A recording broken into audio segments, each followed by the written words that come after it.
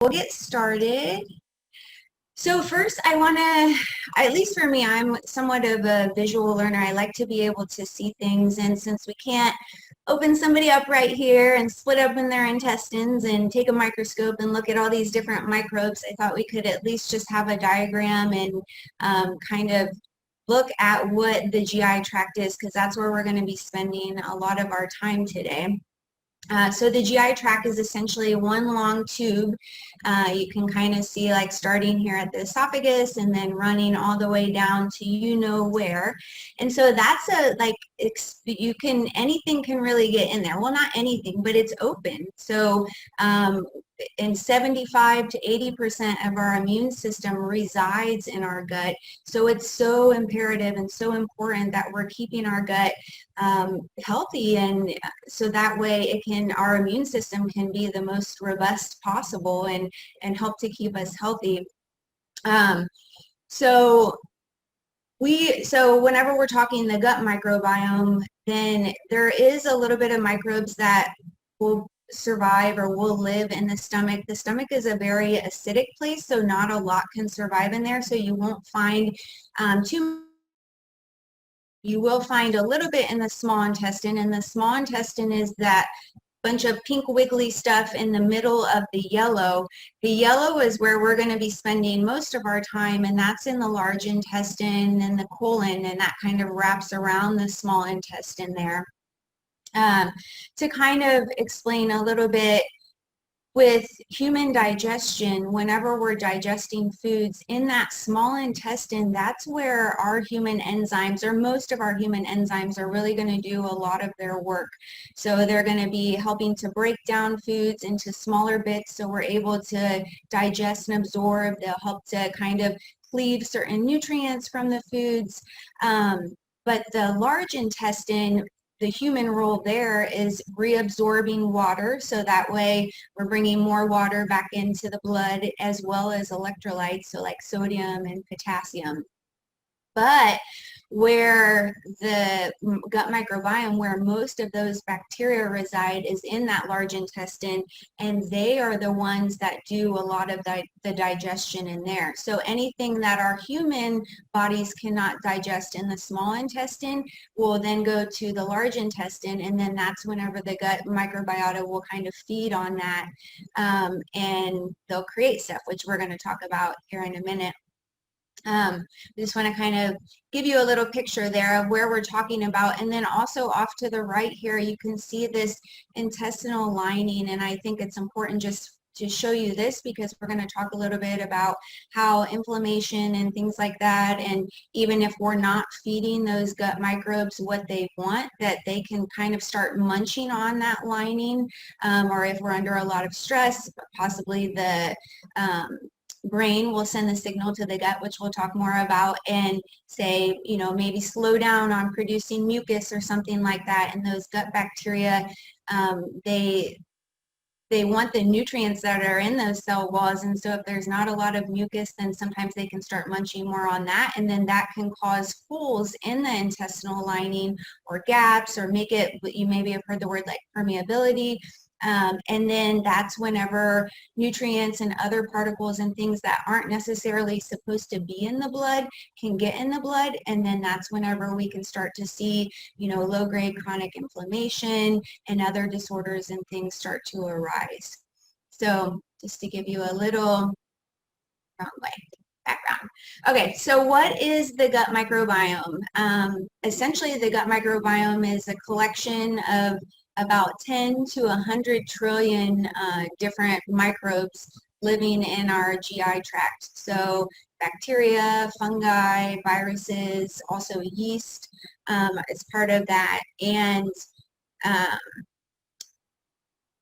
so that 10 to 100 trillion is broken down. We're going to go taxonomy, which please don't ask me to recite all of them because I don't know it all, but those 10 to 100 trillion microbes, about 75 to 90% of those are coming from two phyla, and then from those two phyla, we'll see about 400 to 500 different species.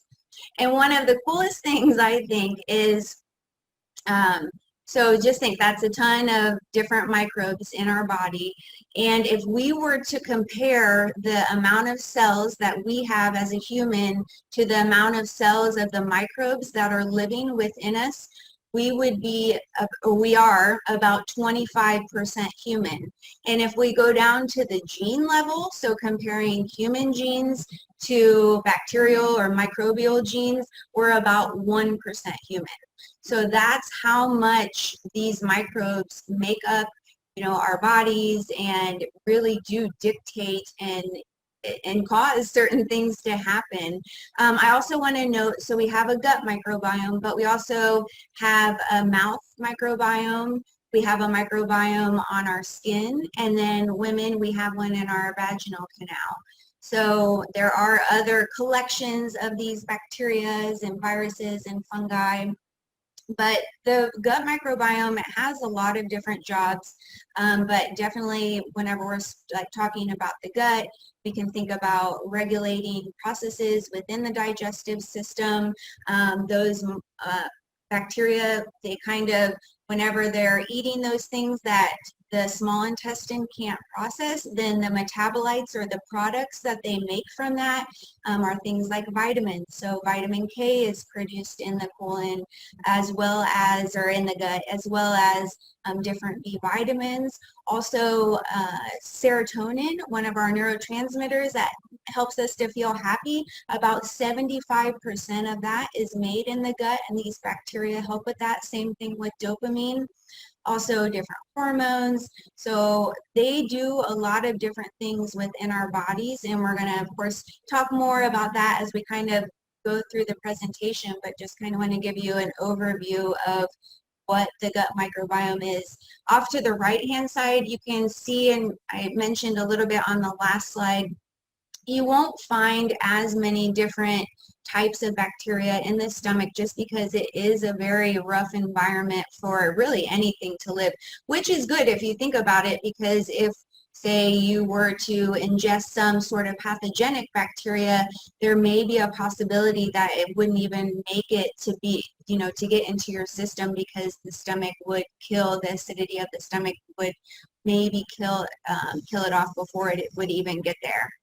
And then you can see as you go down, we start to have a little bit more different variety. And with our gut microbiome, we are really looking for diversity of different microbes. That diversity is very much associated with good health. So the more different types of strains of microbes you have present, typically the better health you're going to have, is what science and studies are showing us. So, okay. So what has an impact on the health of your gut?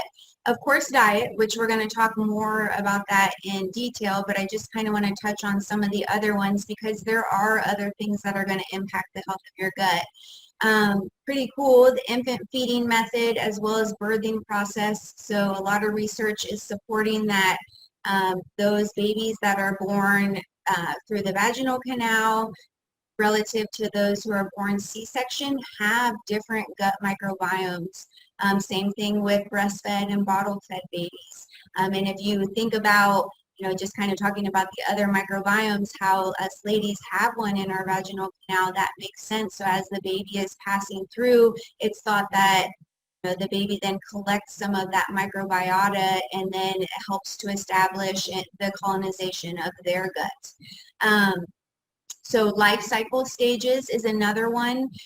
We don't typically, our gut microbiome isn't completely flourished until about age 4, age 3 or 4 is what research is showing. And then also as we start to get older, there's a strong association with age and a decrease of variety of these microbes present in the GI tract. Now, whether that's from like actual aging, or I know also as we age, sometimes foods don't taste as well and we aren't as apt to eat a bunch of different foods. We sometimes start to tend to stick to the same things, and we're going to learn that variety of food in our diet helps to promote a variety of those gut bacteria. And remember, we want a variety of those because they're all do little different things and they all process different metabolites, and we need all of these different things. So of course, those three at the bottom, there's not a ton that we can do about. We're going to age, can't really go back and choose a different birthing route or anything.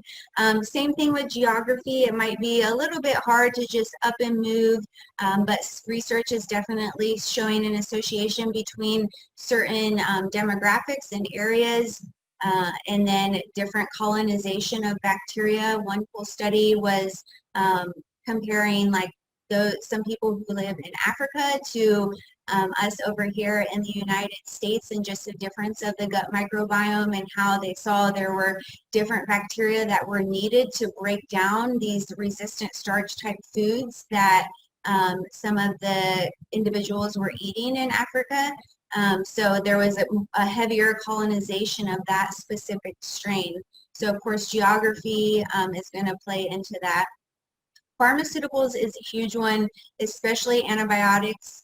I always like to say, and of course this is for you and your healthcare provider to talk about, but you know, if you ever are being presented with having to get on an antibiotic or take antibiotics, you know, just always at least ask, is there anything else? And again, that's for you and your medical professional to kind of decide on, but just know that whenever we do take antibiotics, research shows that not only does it wipe that bad bacteria, which you want because, you know, that probably causing some sort of problem that you're experiencing, but at the same time, it also wipes out a lot of our good gut bacteria as well. So that's why you may experience some GI disruption and things like that. So always speak with your medical professional, just you know, if you are being presented with that, just to see if there is any way around it. I know a lot of times there's not, and that's fine. And we'll talk more about probiotics towards the end of the presentation, but I just kind of want to throw that out there. And then stress is, of course, something we'll talk more about, just our mental, how the brain recognizes stress and how the brain can tell the gut, you know, to turn on certain things, speed up digestion, slow down digestion, speed up the release of mucus from the mucosal cells. It can do all types of things.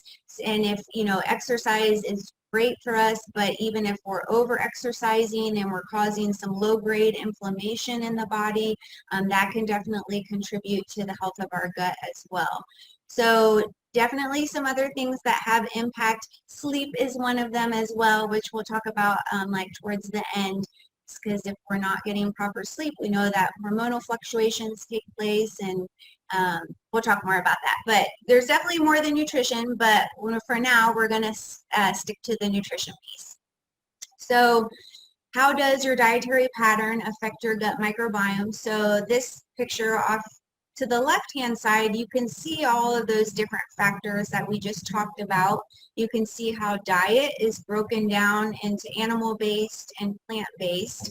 On the left-hand side, you have your normal gut microbiota, and then on the right-hand side, there's been some changes to that gut microbiota, and then you'll also see some conditions on the right-hand side, all of which there's been studies and research done on that association between gut health and the illness or the disorder. So your dietary pattern has a huge effect on your gut microbiome, and what research is really speculating is that those of us who are eating high animal, especially animals with a lot of saturated fat, that's, you know, more like pro-inflammatory, and a lot of processed or like high sugars relative to those who are eating higher plant-based diets. So those that are eating the more animal-based, they have a lot larger presentation of or colonization of pathogenic bacteria, and these pathogenic bacteria, the metabolites that they produce, promote inflammation within the gut and within the body. So they stimulate the release of cytokines. Then like phagocytes and lymphocytes can come and try and clean that up, clean the inflammation up. And in doing so, they can, if you have that low grade inflammation, so you're someone that's eating a diet that's heavy animal, heavy, saturated fat, processed sugars and things like that all the time, then those gut microbiota can really start munching at the sides of those intestinal lining. One, because they don't have the food from the plants, so they thrive off of dietary fiber, off of resistant starch from plant-based foods. So it's super important that we're incorporating those plant-based foods, and that doesn't mean that we don't ever eat animal products or we don't ever consume sugar, but we just have to be super careful that that's not the norm and that's not something that we're doing on a regular basis, because that can really stimulate the production of those pathogenic bacteria. And vice versa, whenever studies are looking at those who are eating plant-based diet, they see that, they have like this large variety of different health promoting gut bacteria present, that are helping to just like regulate all the different processes in the body. So if those pathogenic are kind of outweighing the health promoting or the probiotics, then we're going to run into some trouble and there's going to be an imbalance. And you can kind of think of your gut as like an ecosystem, and we need it to be in balance. So whenever we're giving it those things that are kind of throwing it off and causing that inflammation, and then those, and in addition to that, the gut microbiota don't have what they need to eat, then that's whenever we can really start to see some problems arise. So just like diet can affect your gut microbiome also affects your nutrition. So I love this little graph up here. Austin, our other registered dietitian, actually found this for me. But so you have food coming in. If it's more of like a simple sugar or something that our small intestine can break down and then it can be absorbed into the bloodstream, that's where you're going to see it kind of off to the right, where it's going into the Krebs cycle as glucose. This is actually, this little picture right here is how we produce energy, so ATP for the body from the food that you eat, so from that glucose. But whenever we're eating more of these plants, or whenever you do eat any plants, things or things with dietary fiber, then as you can see, we need our gut microbiota to digest that for us and to ferment those, resistant starch and dietary fiber that our human body is not able to do. So the gut microbiota will do that, and then in doing so, again, they produce different things. One of the things is short chain fatty acids.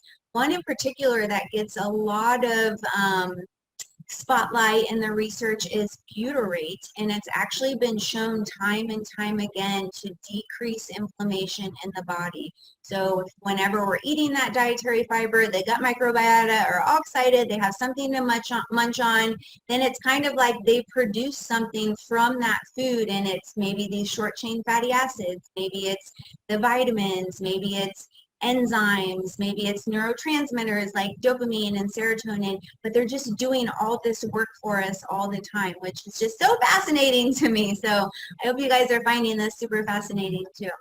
But okay, so now we have, I think, an idea of just how our diet does impact our gut health. But now I kind of want to bring in some conditions, and one, or actually two, that I have experienced myself, and I see the impact that they have on so many patients and clients that we work with, are mental health and obesity. So I thought we would kind of zone in on these. Again, there's a lot of research on a lot of different conditions, and even within mental health, there's anxiety, a lot of research on that with gut health, a lot of research with depression and gut health, autism, Parkinson's, a lot of different things. And so to kind of explain how this process works, so there's a nerve, and it's called the vagus nerve, and you can see it kind of just runs all the way down and goes into our intestines there and is running from our brain. So this vagus nerve connects the central nervous system, which is our brain and our spinal cord, and it connects it to our enteric nervous system, which is what's like our digestive system is a part of. And so there's a two-way communication between the brain and between the gut, and what research is showing is that these microbiota actually send messages to the brain, and the brain actually sends messages to the microbiota. And remember whenever I spoke in the beginning about it just being association at this time, so I kind of want to explain a study just so you can see what I'm talking about, or understand a little bit more what I'm talking about. But so what they'll do is take like samples of someone's gut microbiome that presents with a certain condition, we'll say autism. So they're presenting with autism, and they'll take a sample, or they'll do it with a lot of people, and then they're going to take that sample and then put it into a mouse that's germ-free, and then the mouse actually starts to present with, you know, certain symptoms of autism, which is so crazy. But of course, we cannot prove exactly that, you know, diet has caused that imbalance yet. So we're not able to do that. But as you can see, there is a strong association. If we are inoculating that mouse with that bacteria and then they're starting to present with that condition, then it has to be related. There has to be something that's, you know, causing this. And again, the research, there is a ton of it, but we still, if we're kind of going back to the slide where we talked about the gut microbiome and just thinking about all the different microbes that live in there, and then all of the different species that live in there, you know, it's going to take time to really zone in and figure out, you know, what is there a specific strand that's, you know, causing this imbalance, and just really start zoning in on it. But just know that there is a, you know, a strong association, a strong connection between our mental health, our gut, and so keeping the gut in the best health that we can possible will promote the best mental health possible for us as well, along with other factors, of course, so exercise and getting enough sleep and all of that, because it all goes together. I know we've talked about that in all of our other presentations as well, but it's not just diet. Diet is a huge piece of it, but it's more than just that. There's a lot going on, and so we need to look at it from a holistic approach and from, you know, really just everything. So then obesity and gut health, I wanted to kind of just touch on this one a little bit and report some findings from a couple studies. But so same thing, they would take samples from the gut microbiome of someone who has obesity and put them in mice. And one of the research studies showed that whenever they did that, it actually changed the behavior of the mouse, which was mind-blowing to me. So, you know, the mouse was just eating normal before. Once it was inoculated with that microbiome or pieces from the microbiome of the obese participant, then it actually changed the behavior to where the mouse started eating a lot more than what it was eating before. So one, it could be a possibility that our gut microbiome has an impact over our behaviors, which that wasn't the only study that, you know, that was presented in. There's a lot of studies, and that was actually a review, meaning that that review had reviewed, you know, several studies. I believe it was 6 or 7 studies. Another one did the same, a very similar thing, where they took a sample from an obese participant, put it in a germ-free mouse, and what they saw there was that those type of bacteria that were present in that mouse were actually more efficient at extracting energy from that excess food that hadn't been broken down by the small intestine and was in the large intestine. So really demonstrating that there may be certain types of bacteria that are actually able to extract more energy, extract more nutrients from the food that we're eating, and then that was adding to, you know, extra calories being consumed by the participant. So again, association here. We cannot prove causation at this point, but there is a strong, strong association, of even looking at microbiomes of obese participants to, I don't want to say normal, but of, normal weight. And there's a vast difference, especially with those who are eating a plant-rich diet of just that diversity of those good health-promoting bacteria being present, as well as that association of in someone who is obese and eating a heavily animal, heavily sugar processed diet of having more pathogenic bacteria present. So we have to be, feeding our bodies the good stuff so that way those bacteria that we need in there, those good gut bacteria that help to keep our immune system healthy, they do so much more than just weight. It's not just about weight or just about mental health, but it's a lot. There's a lot going on, just even thinking about how many different microbes are present. So remember, we're really only 1% human, so it's really more about what the gut microbes want as opposed to what we really want. So how to foster optimal gut health? We can kind of think back to that not the first slide, but one of the first slides where we looked at all the different things that impact our gut health. So of course, it's more than just nutrition, but nutrition is a big piece of it, but we need to, of course, make sure that we're getting adequate sleep. As I mentioned earlier, whenever we're not getting adequate sleep, that can change, kind of force changes with hormones or promote changes with hormones.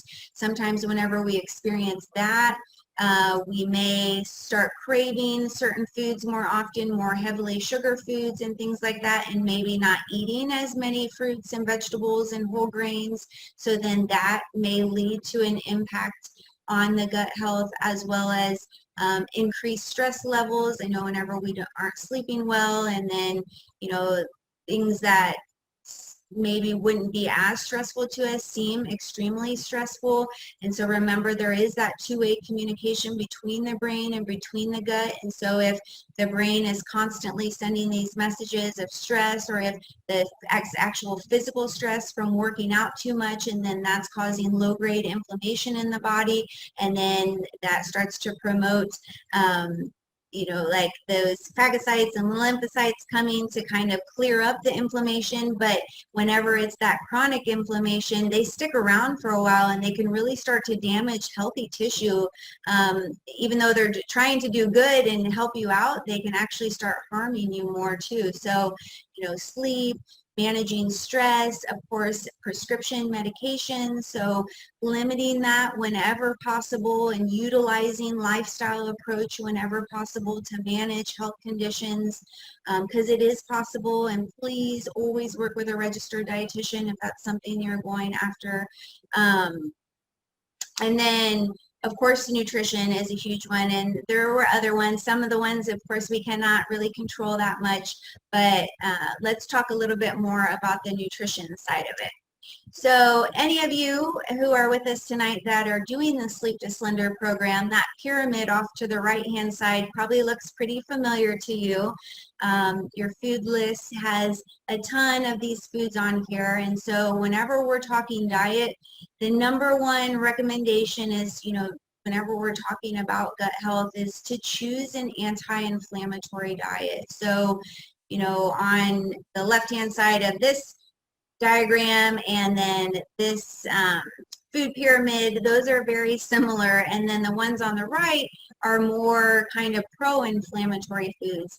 And as you can see, I have in there in parentheses most of the time, because again, if any of you have come to any of the other presentations, we are about balance and, like having quality of life. And especially if you're someone that's not used to eating a lot of the foods on the right-hand side, going to something like that and just cutting out a lot of foods that maybe you grew up with and stuff like that may be hard, and then that can even start to kind of wear on quality of life too if we're trying too hard. But just baby step approaching it and just really trying to start incorporating more fruits and vegetables, more whole grains and pastas, beans and legumes, striving for those healthy fats, so those omega-3 fatty acids that are really, science and research have demonstrated time and time again that they decrease inflammation in the body as well.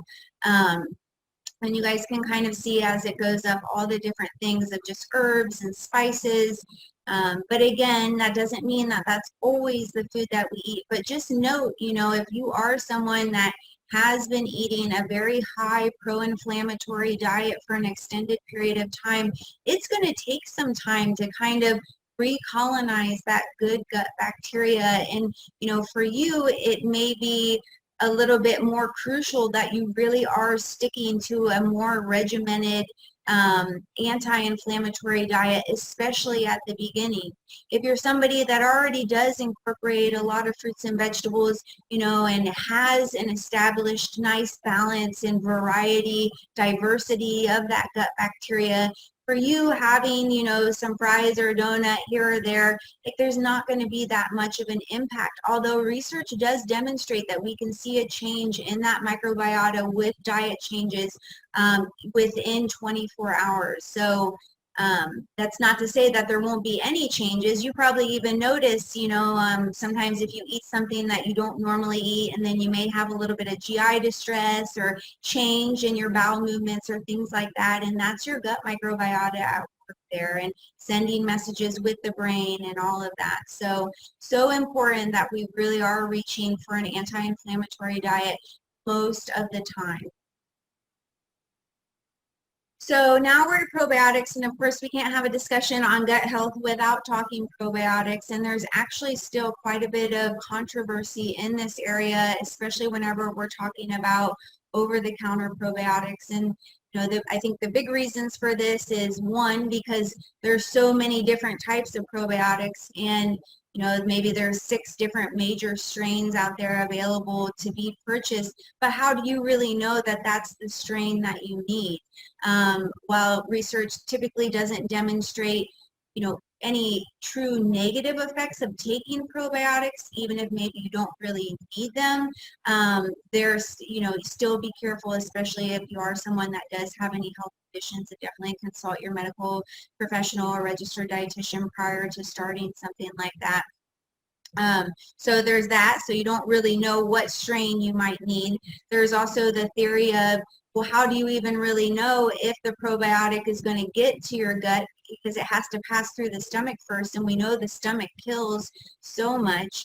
And then probiotics is a supplement, so it's not regulated. So to know if what is really in the bottle is really in the bottle is hard to say, as well as, do we know if those that sample of those probiotics, is it alive? Because if it's not alive, it's not going to do us any good. So there's a lot that's still in controversy, and that we need to, do more research in. We're going to talk about prebiotics, which is the food for the probiotics, which in my opinion, which is based on evidence-based research, is where we really need to be focusing our attention, because whenever we're eating the foods that those health-promoting bacteria like, they're going to colonize, they're going to, reproduce, so that way they're able to break that down, because that's their job and that's what they want to do. But nonetheless, we can at least look at natural sources of probiotics. Going back to over-the-counter really quick too, if you are someone that has taken a round of antibiotics or rounds of antibiotics, definitely speak with your medical provider, if you're getting ready to start antibiotics, about also taking probiotics, because at that point, I feel like for sure it would be better to take them than to not take them, to at least be colonizing that gut with some sort of good gut bacteria. But we have natural food sources that also provide us with probiotics, so like yogurt and tempeh, sauerkraut. We carry Gigi Kermit's cowboy kraut here at the kitchen, and it's so amazing. You could just have a little bit of that, stick it on some toast, or have some tempeh or some yogurt or something like that, to just be bringing in, some sort of natural source of a probiotic on a daily basis is great for just, helping to colonize that bacteria. Again, we still need to learn a lot about this, but we do know that those good gut bacteria are so beneficial for our health. We just need to figure out more details and the exact strains, and maybe even certain tests that can test our gut microbiota, so that way we know maybe what is off balance or what we need more of.